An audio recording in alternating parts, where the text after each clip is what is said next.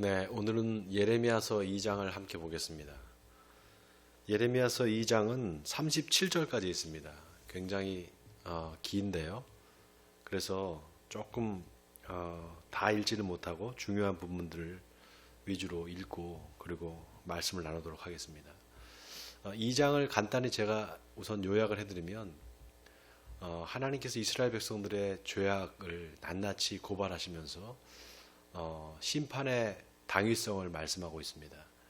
이스라엘 백성들, 하나님의 선택받은 자녀들이었던 이스라엘 백성들이 가나안 땅에 들어와서 여러 우상 신들을 섬기고 그리고 하나님을 떠나서 악행을 저지르는 그런 이스라엘 백성들을 하나님께서 심판하시겠다라는 것을 오늘 예레미야 2장에서 말씀하고 있습니다. 자, 2장 1절부터 그러면 좀 읽어가겠습니다. 여호와의 말씀이 내게 임하니라. 이르시되 가서 예루살렘의 귀에 외칠지니라. 여호와께서 이와 같이 말씀하시기를 내가 너를 위하여 내 청년 때의 인애와 내 신혼 때의 사랑을 기억하노니 곧 씨 뿌리지 못하는 땅 그 광야에서 나를 따랐음이니라. 이스라엘은 여호와를 위한 성물 곧 그의 소산 중 첫 열매이니 그를 삼키는 자면 모두 벌을 받아 재앙이 그들에게 닥치리라. 여호와의 말씀이니라. 자, 하나님께서 이스라엘 백성들과의 아주 좋았던 관계를 추억하시면서 마치 청년의 때 그 사랑하는 연인들이 서로 그 사랑에 좋은 관계를 맺었던 것처럼 하나님과 이스라엘의 관계가 그런 좋은 관계가 있었다는 것을 말씀하고 있습니다. 바로 광야에서 아무것도 없는 척박한 땅에서 이스라엘 백성들이 순종하고 하나님의 명령을 따라서 그 광야 길을 걸었던 것, 그것을 하나님께서 추억하신다는 겁니다. 그리고 누구든지 이스라엘을 괴롭히고 이스라엘을 대적하는 자를 하나님께서 가만두지 않겠다는 거죠. 자, 그 다음에 4절 읽겠습니다. 여호와 야곱의 집과 이스라엘의 모든 집 족속들아 여호와의 말씀을 들으라. 나 여호와가 이와 같이 말하노라. 너희 조상들이 내게서 무슨 불의함을 보았기에 나를 멀리하고 가서 헛된 것을 따라 헛되이 행하였느냐. 그들이 우리를 애굽 땅에서 인도하여 내시고 광야 곧 사막과 구덩이 땅 건조하고 사망의 그늘진 땅 사람이 그곳으로 다니지 아니하고 그곳에 사람이 거주하지 아니한 땅을 우리가 통과하게 하시던 여호와께서 어디 계시냐 하고 말하지 아니하였도다. 내가 너희를 기름진 땅에 인도하여 그것의 열매와 그것의 아름다운 것을 먹게 하였거늘 너희가 이리로 들어와서는 내 땅을 더럽히고 내 기업을 역겨운 곳으로 만들었으며 제사장들은 여호와께서 어디 계시냐 말하지 아니하였으며 율법을 다루는 자들은 나를 알지 못하며 관리들도 나에게 반역하며 선지자들은 바알의 이름으로 예언하고 무익한 것들을 따랐느니라. 네, 하나님께서 지금 이스라엘 백성들의 죄악을 고발하시는데요. 하나님이 어디 계시냐 이렇게 묻지 않았다라는 것은 하나님을 찾지 않았다라는 것입니다. 하나님을 찾지 않고 뭘 찾았느냐? 우상을 찾고 우상을 불렀다는 거죠.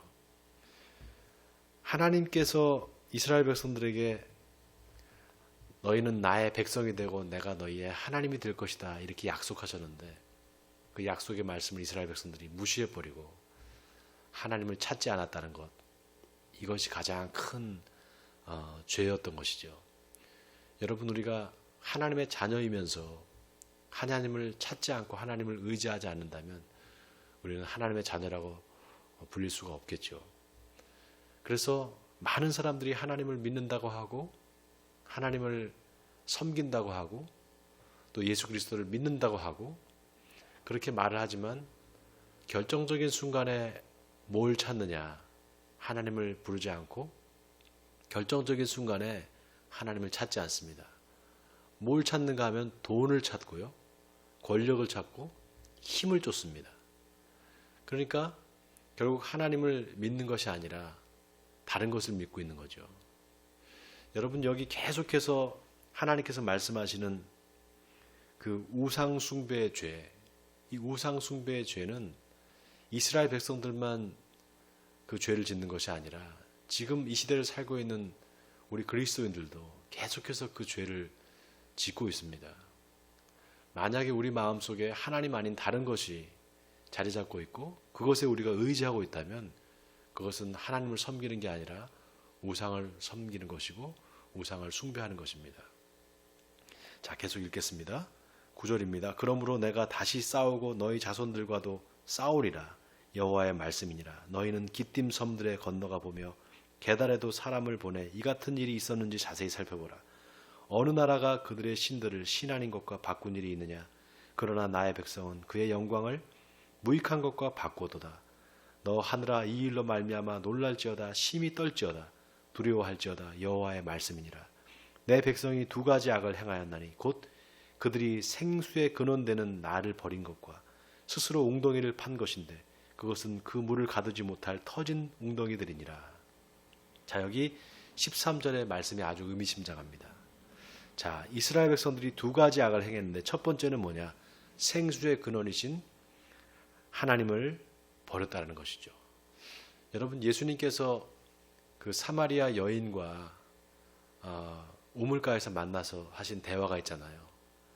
누구든지 이 물을 마시는 자는 다시 목마르려니와 내가 주는 물을 마시는 자는 영원히 목마르지 않을 것이다. 이렇게 말씀하셨죠. 그때 그 사마리아 여인이 뭐라고 말했습니까? 주여, 그 물을 내게도 주사 내가 여기 물 들어오지도 않고 다시 여기 오지 않게 하옵소서. 그렇게 말하잖아요. 그 말씀을 여러분 생각해 보세요. 그러면 여기 생수의 근원이 되는 나를 버렸다.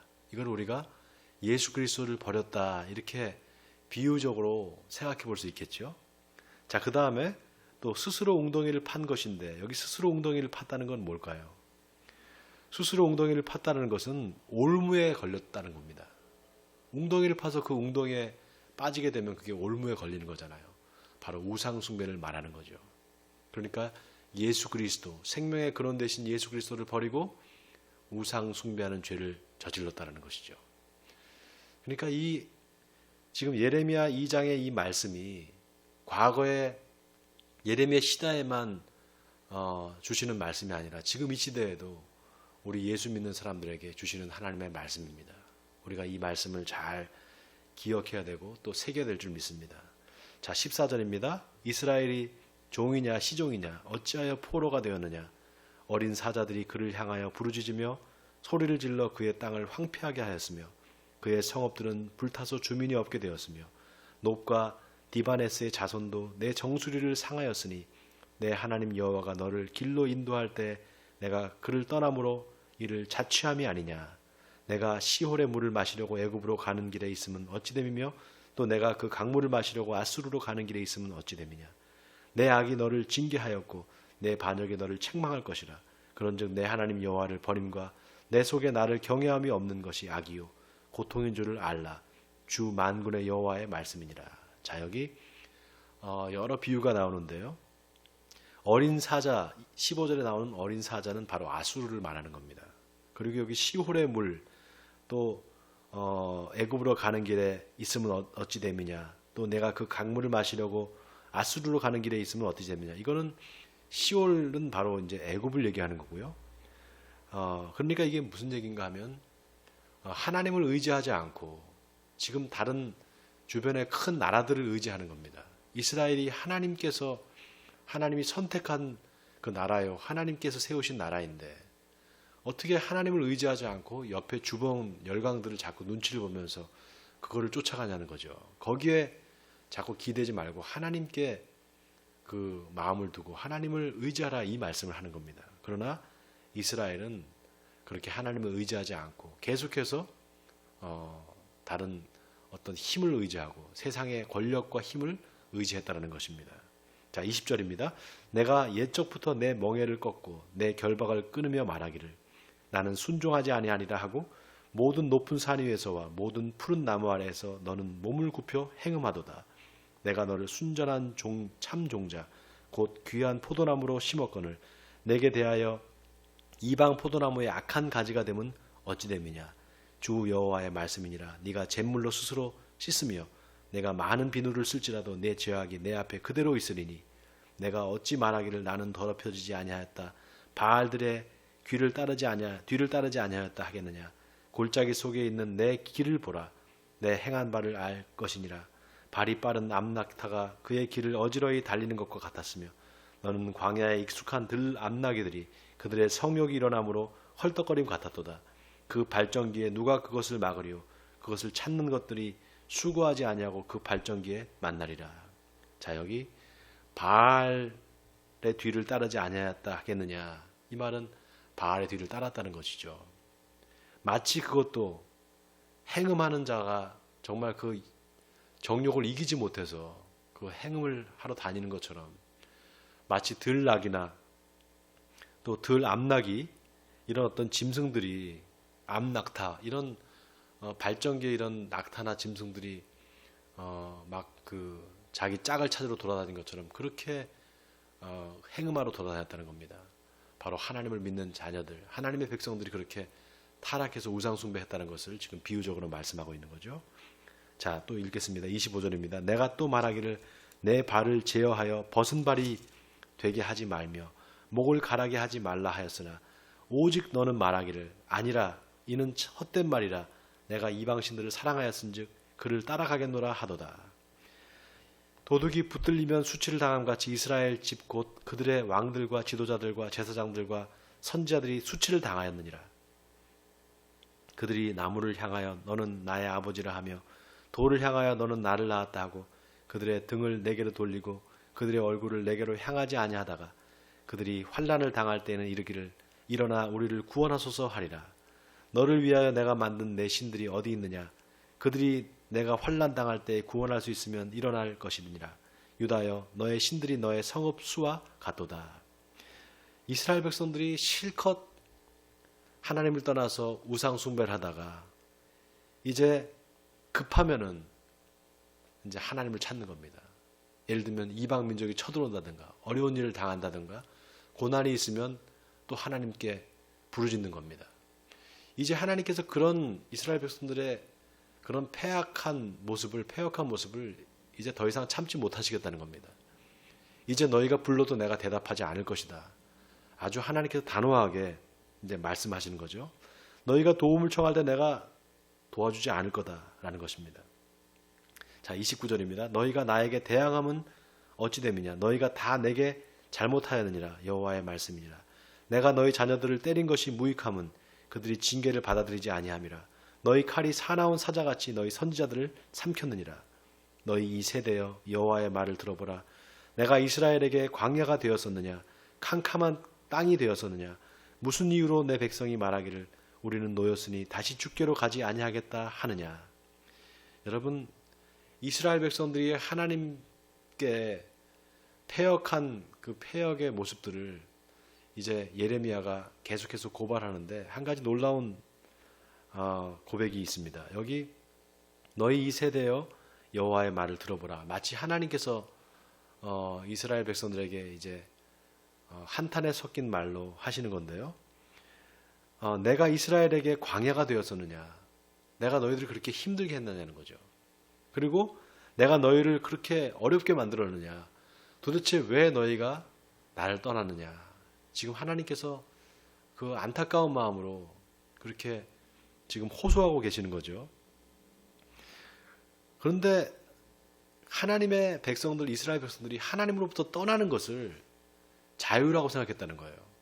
좀 하나님으로부터 벗어나고 싶다. 하나님으로부터 해방되고 싶다. 이렇게 생각했다는 겁니다. 여러분, 물고기가 물을 떠나서 살 수 있을까요? 물고기는 물을 떠나서 살 수가 없습니다. 물고기가 물을 떠나면 곧 죽죠. 이스라엘 백성들과 하나님의 관계도 그렇습니다. 우리와 하나님의 관계가 그렇습니다. 우리가 하나님을 떠나서 살 수 있을까? 살 수 없습니다. 그게 행복해 보이지만 아닙니다. 여러분, 우리가 이걸 알아야 됩니다. 하나님께서 우리에게 주신 자유가 있습니다. 그런데 우리가 갖고 있는 그 자유는 피조물로서의 자유입니다. 그래서 우리가 가진 자유를 유한한 자유다 이렇게 말합니다. 왜냐하면 우리는 우리의 육신의 몸이 있기 때문에, 그리고 이 육신의 몸이 다 하는 순간 결국 우리는 하나님께 가야 되기 때문에 우리가 가진 자유는 유한한 자유입니다. 영원한 자유, 무한한 자유를 누릴 수가 없는 사람들입니다. 그렇기 때문에 그거를 잘 우리가 깨닫고 인식할 때 우리에게 진정한 자유가 있습니다. 하나님 안에서 누리는 그 자유, 그것이 참 자유요, 참 기쁨인 줄 믿습니다. 여러분 그렇게 믿으신 여러분 되시기 바랍니다. 자, 32절입니다. 처녀가 어찌 그의 폐물을 입겠느냐? 신부가 어찌 그의 예복을 입겠느냐? 오직 내 백성은 나를 잊었나니 그 날수는 셀 수 없거늘 내가 어찌 사랑을 얻으려고 내 행위를 아름답게 꾸미느냐?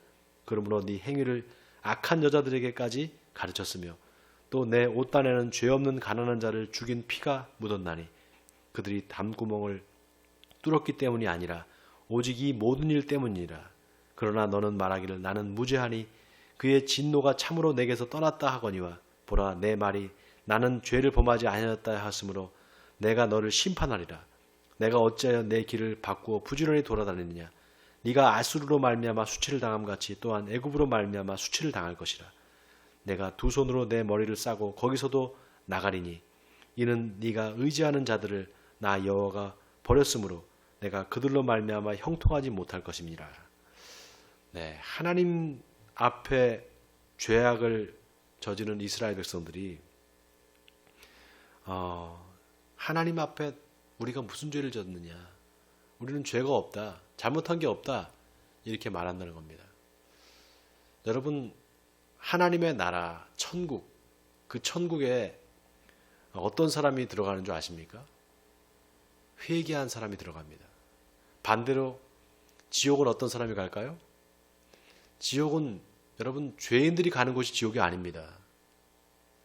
죄인들이 가는 곳이 지옥이 아니라 회개하지 않은 죄인이 가는 곳이 지옥입니다. 죄인이라도 회개하면 지옥에 갈 일이 없습니다. 죄인이라도 회개하면 하나님께서 그 회개를 기뻐 받으시고 그 마음을 돌이키셔서 그를 구원해 주십니다. 바로 예수 그리스도께서 이 땅에 오셔서 십자가를 지고 돌아가신 이유가 바로 거기 있습니다. 누구든지 그 예수님의 은혜를 받아들이기만 하면, 누구든지 그 예수님의 사랑을 받아들이기만 하면, 그 십자가의 은혜를 받아들이기만 하면 다 구원받습니다. 그때 반드시 필요한 게 있죠. 바로 하나님, 저는 죄인입니다. 예수님, 저는 죄인입니다. 저의 죄를 용서해 주세요. 이렇게 회개하는 것입니다. 그것만이 하나님께서 우리를 구원하실 수 있는 방법이고 또 우리가 해야 될 마땅한 일인 줄 믿습니다. 오늘 예레미야서 2장에 예레미야 선지자가 우리에게 권면하는 것이 있습니다. 바로 회개하라는 것입니다. 회개하면 하나님께서 너희를 구원해 주실 것이다. 여러분 이 말씀을 오늘 기억하시면서 오늘 하루도 여러분 하나님의 자녀답게 겸손하게 오늘 하루 하나님 말씀 잘 지키시고 순종하심으로 하나님께 영광을 돌리는 저와 여러분 되시길 주님의 이름으로 간절히 축원드립니다. 기도하겠습니다. 하나님, 오늘 예레미야 선지자는 하나님께서 우리를 사랑하신다고, 그래서 우리가 돌아오면 하나님의 자녀로 다시 회복시켜 주신다고 말하고 있습니다. 누구든지 하나님 앞에서 죄인이 아니라고 하고 내가 무슨 죄를 지었냐고 하면 하나님께서 그 말로 인해서 심판하신다고 했습니다. 아버지, 우리가 왜 구원받지 못하고 왜 하나님께 용서받지 못합니까? 바로 회개하지 않기 때문입니다. 하나님 앞에 내가 죄인이라는 사실을 회개하고 자백할 때 하나님은 미쁘셔서 우리의 모든 죄를 사해 주시고 우리를 하나님의 자녀로 삼아주신 줄 믿습니다. 이 믿음을 가지고 오늘 하루도 승리하는 우리 에베네셀 교회 성도들이 다 되게 해주시옵소서. 이 모든 말씀 우리 주 예수 그리스도 이름으로 기도하옵나이다.